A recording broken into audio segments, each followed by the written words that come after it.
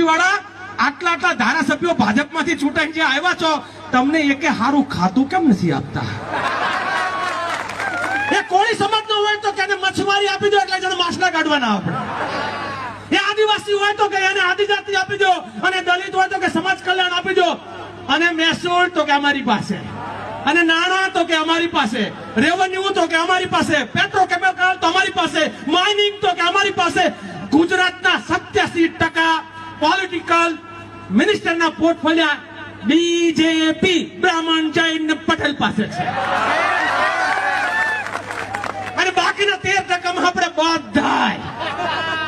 અને ત્યાં જઈને પેલો કે હા બોલો એટલે આપણા વાળા ત્યાં જઈને હા બોલે, કારણ કે ટિકિટ પેલા એમના આકાઓ પહોંચી લઈ આવેલા છે.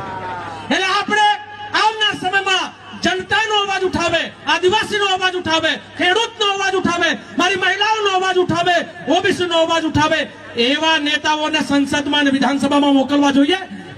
એકદમ સત્ય હકીકત વાત જણાવી આ ભાઈએ તમે.